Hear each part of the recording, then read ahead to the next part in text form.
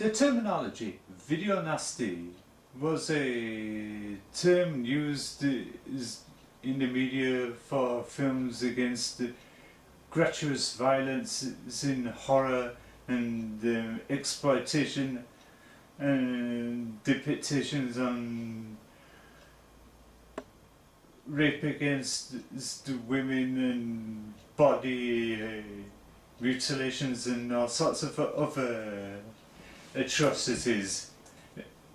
That was expressed interest in the media in this country and amongst various MPs under the Maggie Thatcher government at the time.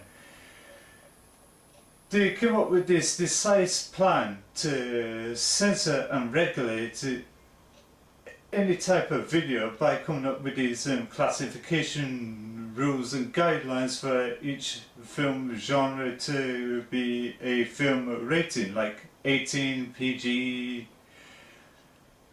Universal, UC, E for exempt, amongst next to the other ones like 12, 18 and 15, no matter what film it falls under, to express the guidelines of the Video Recordings Act in the 1984 under the guidelines and the rules of the 1950s Obscene Publications Act. That expressed interest with the film creator Jake West and Mark Morris that came together in 2012 to come up with this documentary that delved into the cultural aspect of the video nasties phenomenon by showing clips and excerpts of various types of films. However, the phenomenon did upset quite a lot of Italian horror filmmakers like Franco and Ruggero Deodato, who was a fantastic visionary filmmaker at the time that did Cannibal Holocaust and The House on the Edge of the Park and quite other films that felt in the acts of the video nasty type. And the other expressing views and condemnations was anything related with the ninja type, like ninja throwing stars and nunchucks and all that lot, which was a big no-no amongst British Film Board of Classification members at the time, which they wanted to water down the violence that was aiming at the audience to stop this copycat humour. And due to the success of the video nasties, the definitive guide, they worked on the sequel titled Video Nasties The Definitive Guide 2, which focused on the Section 3 titles under the VRA Video Recordings Act and etc. The films that were considered for censoring and being given outright bans in that, but those was totally overlooked. There was 32 titles under Section 3, under Section 2 and Section 1. There was over 72 titles or whatever. Yeah, and it became gripping, this video nasties culture, yeah, I sat through the watching the documentary in the first part of this two-part documentary series, and it gripped me what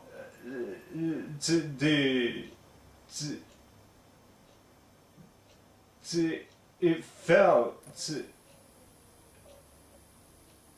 to go through the experience of sitting through these films, and that if I was allowed to watch them as a kid, but which was not, and I did eventually see them many years later.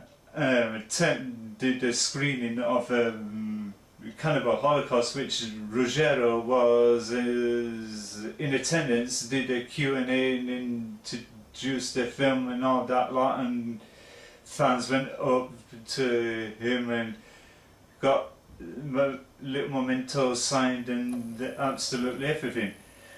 Yeah, I come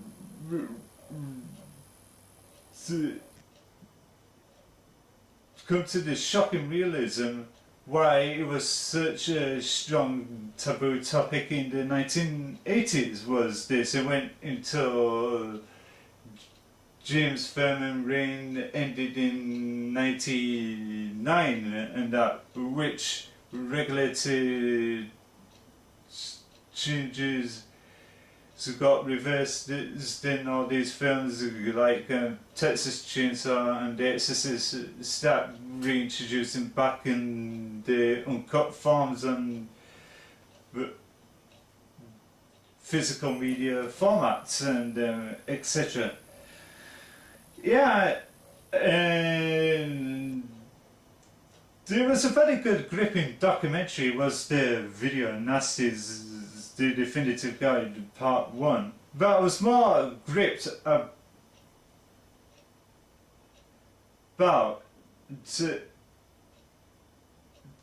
the second one.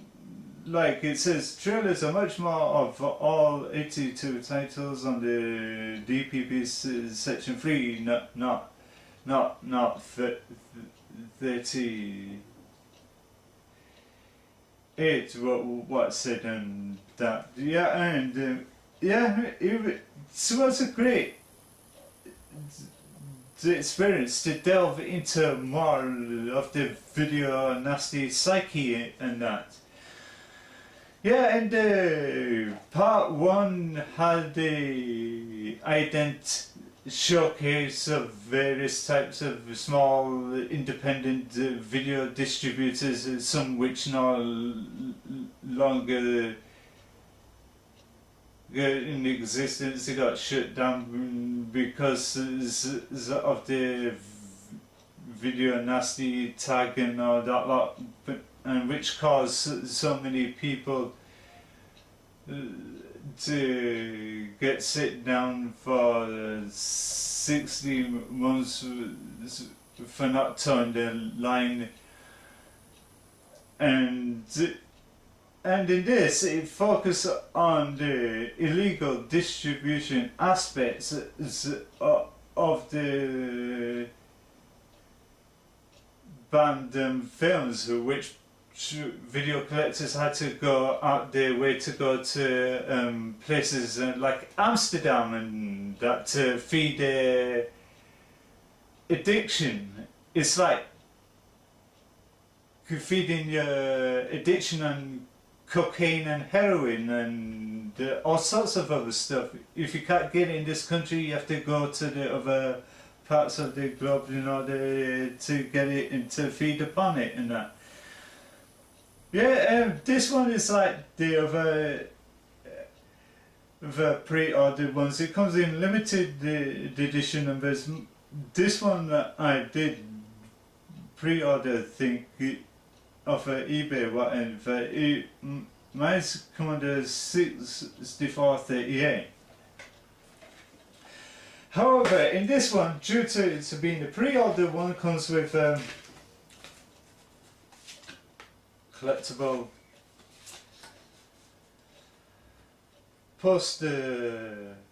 postcards. The Art of the Nasty, that was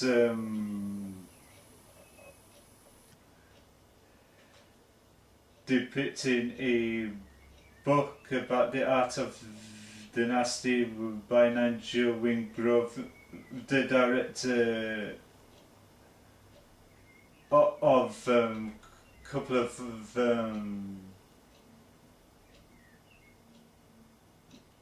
snuff films back in the late 80s and that. And yeah, got a couple of ones like Naked Fist and The Headless Eyes and Texas Chainsaw and a couple of others, but only the limited, the pre-order edition ones comes with postcards, the other ones didn't. Yeah, and according to this, the video Nasties Draconian is a critically acclaimed follow-up to the documentary Tomorrow Panic Censorship and Videotape, which was authored by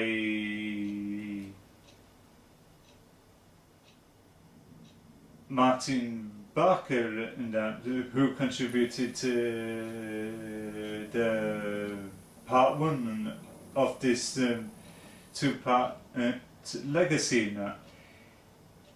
Yeah, film director Jake West and producer Matt Morris, following the introduction of the 1984 Video Recordings Act in the UK, was plunged into a dark age of the most restrictive censorship, where horror movie became the bloody eviscerated corpse of continuing dread, stirred up by self-aggrandizing moral guardians. The film follows the consequences, including the subversive social culture that sprung up around it.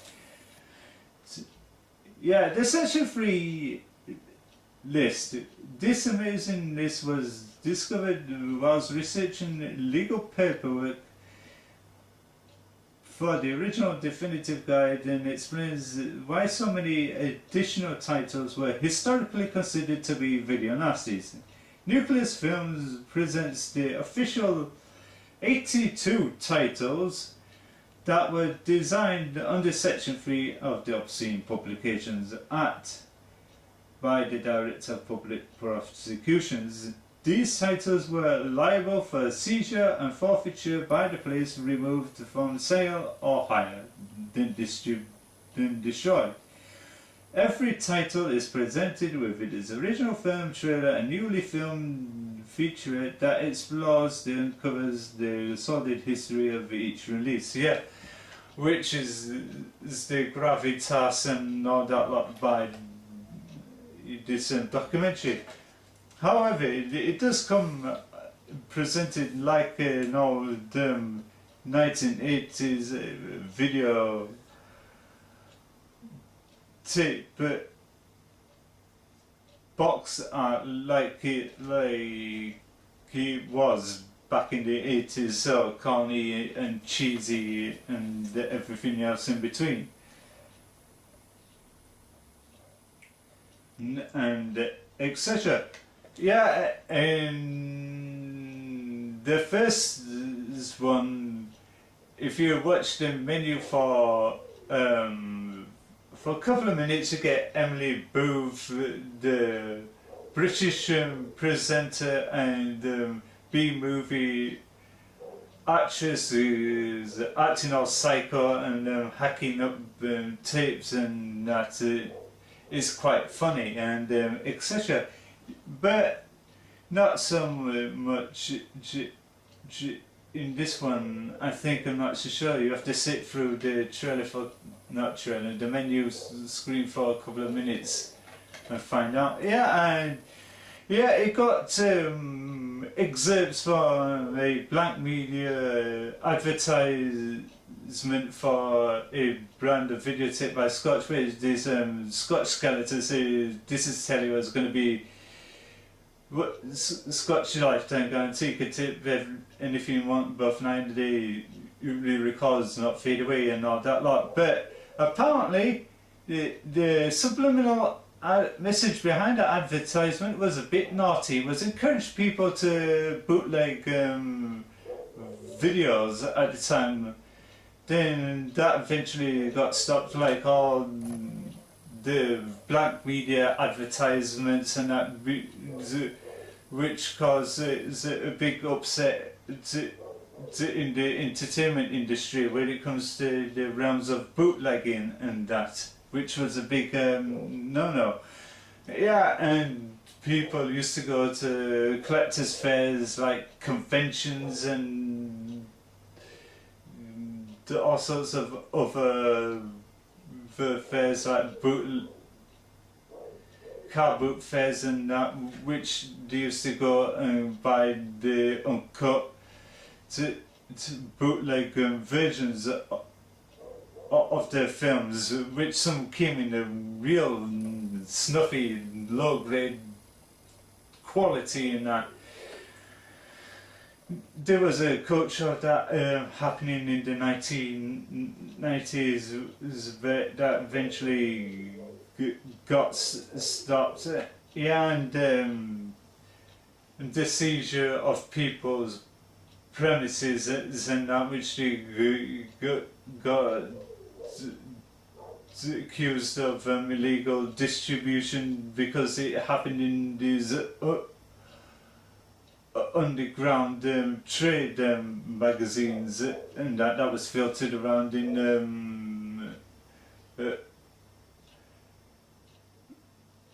most comic book stores or back alley record shops, and that way you used to go in and look at it and find a title that you want and send it off with a fee and that. Then you get the tape come through the post the next day and you watch it to your heart's content. And that also struck a red flag to the British government to clamp down. It was like the way back in the 1920s, I think. It was like the pre-prohibition and illegal distribution of alcohol going through the United States at the time. It was the British version of that, which police used to go break down the doors on people's homes and confiscate anything they want, and even more so take the owners of the property to court in order to get them sent down or legally fined. It's all down to the severity of the situation. Do it habit a offer of a book on the exploitation in the porn circuit in the entertainment industry, and that. Yeah, I did get 0.5% of his collection back, but some was seized and whatever. Yeah, it was a great two-part documentary. It was gripping to start to finish. You have to sit through and understand what it was like in the 1980s. It was not all glitzy, glorious. As people tend to believe in the 1980s and that. There was many shady parts going on at the decade, like with every decade you get things like bribery, corruption in law enforcement and in governments and that. The video Nasties were the video version of things like that. Yeah, it was a great gripping documentary, well put together, well conceived, but I feel that there's many more of it to cover. Maybe give it time, they might work on a part 3 to round it all off nicely. Yeah, it does come with great artwork on each disc of sleeves from various types of films and that. Yeah, I usually do reviews where I usually show them on screen. Due to copyright reasons, often in nuclear films, they decide to go old school to avoid copyright notices from the company and that. But in the beginning of the first part of that, they did a montage of the 72 titles.